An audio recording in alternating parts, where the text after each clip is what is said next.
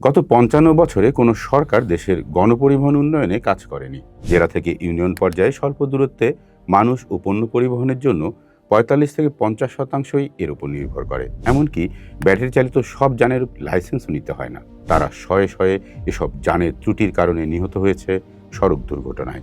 তারপর সেখান থেকে আবার নতুন নকশা হয়েছে।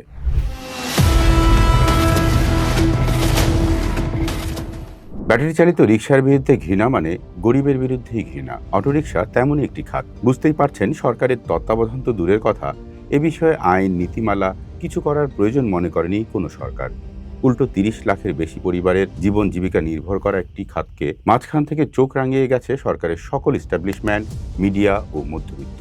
রাজধানী ঢাকা ছাড়াও জেলা, উপজেলা, ইউনিয়ন বা গ্রাম পর্যায়ে ব্যাটারি চালিত যান এখন অন্যতম ভরসা। স্বল্প টাকায় দ্রুত এই যানে শুধু মানুষ না, পণ্য পরিবহনেও গুরুত্বপূর্ণ ভূমিকা রাখছে। জেলা থেকে ইউনিয়ন পর্যায়ে স্বল্প দূরত্বে মানুষ ও পণ্য পরিবহনের জন্য ৪৫ থেকে ৫০% এর উপর নির্ভর করে। এমনকি খোদ রাজধানীতে ১৫ থেকে ২০% পরিবহন এই অটোরিকশা, ভ্যানের উপর নির্ভরশীল। এটাকে গরিব ও মধ্যবিত্তের লাইফ লাইন বলা হচ্ছে। আওয়ামী লীগ সরকারের আমলেই বিধিনিষেধ চাপিয়ে দিল ব্যাটারি চালিত যানের উপর। অথচ এতগুলো মানুষের জীবন জীবিকাই নয়, একই সাথে কোটি কোটি মধ্যবিত্ত ও দরিদ্র মানুষের পরিবহনে এটাই এখন প্রধান মাধ্যম। গত ৫৫ বছরে কোনো সরকার দেশের গণপরিবহন উন্নয়নে কাজ করেনি।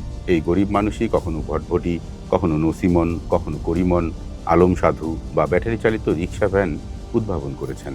এসব উদ্ভাবনের নকশার মধ্যে, চাকার মধ্যে ব্যাটারির সাথে চাকার মিল না থাকার মতো নানা ভুল আছে। আর সেই ভুলগুলো গরিব মানুষের টেকনোলজি ঠিক করেছে। সরকার কিংবা ধনীদের কেউ এখানে রিসার্চ অ্যান্ড ডেভেলপমেন্ট বা R&D খাতে কোনো ব্যয় করেননি। এসব ঠিক হয়েছে মূলত ওই গরিবদের লাশের উপর। তারা শয়ে শয়ে এসব যানের ত্রুটির কারণে নিহত হয়েছে সড়ক দুর্ঘটনায়।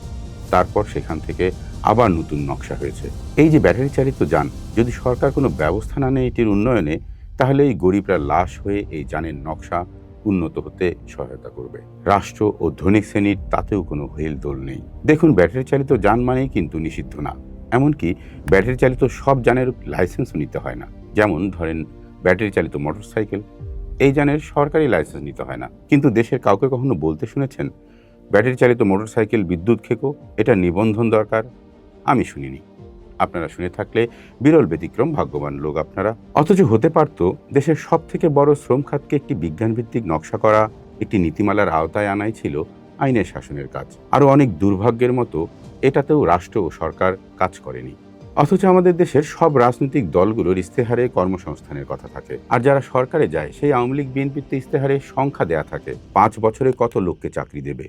যদি সরকার দ্রুত এই খাতকে নজর না দেয়, তাহলে বিশৃঙ্খলা বাড়বে, দুর্ঘটনায় মানুষ মরবে। তারপর এক সময় এই খাত নিয়ে যারা কাজ করে, ক্ষুদ্র ও মাঝারি উদ্যোক্তারা, এই মৃত্যুর হিসাব কষে নকশা পরিবর্তন করবে। ততদিনে ক্ষতির মাত্রা আর থামানো যাবে না। বাংলাদেশে বর্তমানে ব্যাটারি চালিত ৩ চাকার যানের, অটোরিকশা, টমটম, মিশুক, ব্যাটারি ভ্যান, রাজধানীতে সংখ্যা প্রায় ১০ লাখের কম না। চট্টগ্রাম, রাজশাহী, রংপুর, খুলনা সহ বিভাগীয় শহরগুলোতে আরও ৭-৮ লাখ, জেলা পৌরসভা শহরে ৫-৬ লাখের মতো। স্বল্প দূরত্বের রিকশার বিকল্প হিসেবে গ্রাম থেকে শহরে সংযোগকারী মূল বাহন হিসেবে গ্রামীণ সড়কে আরও ২-৩ লাখ অটোরিকশা চলে। কাঁচা পাকা সড়কে কৃষিপণ্য আনা নেওয়া ও গ্রামীণ যোগাযোগের প্রধান মাধ্যমই এখন এটি। ৩০ লাখের বেশি এই ব্যাটারি চালিত যান ঘিরে কত কর্মসংস্থান হয়েছে একবার ভাবুন তো। সড়কের বিশৃঙ্খলা থেকে শুরু করে যত দোষ এদের দেওয়া হয়, তার কোনোটার দায়ী অটোরিকশা চালকের নয়। হালকা কাঠামোয় বেশি গতি তোলার প্রবণতা, নিমিষে দিক বদলানো, চালকের সংকেত বা সড়ক আইন সম্পর্কে ধারণা কম, নির্ধারিত সীমার অতিরিক্ত যাত্রী বা মালামাল বহন। অটোরিকশার প্রসার হয়েছে তো ৫-৭ বছর হয়ে গেল। এ বিষয়ে সরকারের সংশ্লিষ্ট বিভাগগুলো তো কোনো নীতিমালাই বানায়নি। তো অটোরিকশা চালকরা কি মেনে চলবে? রাস্তায় করা অটোরিকশা চালকের সব ত্রুটির দায় আসলে সরকার আর সরকারের সংশ্লিষ্ট বিভাগের। শহুরে সচেতন মনে একটু সন্দেহ থাকতে পারে, কার দায় কার উপর চাপাচ্ছে। পরের প্রসঙ্গটা বলতেই ব্যাপারটা পরিষ্কার হয়ে যাবেন। অটোরিকশা কিন্তু কোনো অটোরিকশা চালক বা ভ্যান চালক বানায় না। সারা দেশে এরই মধ্যে ৪-৫০০ অটোরিকশা কারখানা গড়ে উঠেছে। সেখানেই বানানো হচ্ছে গুরুতর ডিজাইনের ত্রুটির এই অটোরিকশা। কি করবে কারখানার মালিকরা? সরকার তো আজ পর্যন্ত তাদের কোনো অনুমোদিত ডিজাইন দিতে পারেনি। বিএসটিআই এখন পর্যন্ত ব্যাটারি চালিত 3 হুইলারের কোনো অনুমোদিত নকশা চূড়ান্ত করতে পারেনি। ফলে যে যার মতো বানাচ্ছে। বিএসটিআই এর কর্তাদের তো চিন্তা নেই মাস গেলেই বেতন, উপরির কথা থাক। চালকদের চাকা না ঘুরলে তো ভাত নেই। রাজশাহী সিটিতে আইন ছাড়াই একটি নিবন্ধন চালু হয়েছিল। চট্টগ্রাম, কুমিল্লা, রংপুর সিটিতে স্থানীয়ভাবে লাইসেন্স দেওয়ার কথা বললেও কেন্দ্রীয় আইনের অভাবে আটকে আছে। কিছু পৌরসভা রুট নির্ধারণ, রেজিস্ট্রেশন ফি নির্ধারণ করলেও উচ্চ আদালতের রায়ের পর তা আটকে যায়। অবৈধ বলে বিআরটি এদের নিবন্ধন, রুট বা গতিসীমা কিছুই নির্ধারণ করেনি। ফলে মূল সড়ক থেকে অলিগলি সব জায়গায় এদের এলোমেলো চলাচল অনিবার্য। সরকার থেকে উদ্যোগের অভাব নয়, বরং সমন্বিত সিদ্ধান্তহীনতা এবং নীতিগত অচলাবস্থা স্পষ্ট।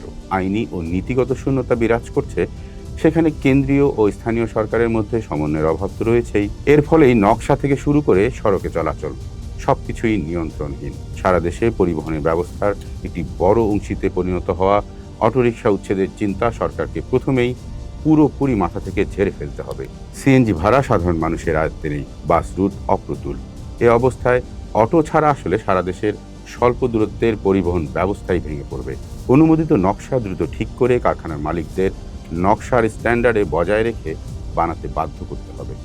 নকশা অনুমোদন কারখানার মালিকের চাপে যেন আটকে না যায়। একটি অনুমোদিত নকশা হলে অনেক কারখানার নকশা বাতিল হয়ে যাবে, তাই তারা চাপ প্রয়োগ করতেই পারে। চীন থেকে আমদানি করা বিশাল ব্যাটারি ও মোটর আমদানি ও বিপণনের সঙ্গে জড়িত চক্রটি নীতিমালা ছাড়াই বিশাল ব্যবসা চালিয়ে যেতে চায়। এরাও সরকারি নীতি নির্ধারণকে নীতি নির্ধারকদের সময়ক্ষেপণে প্রভাবিত করে।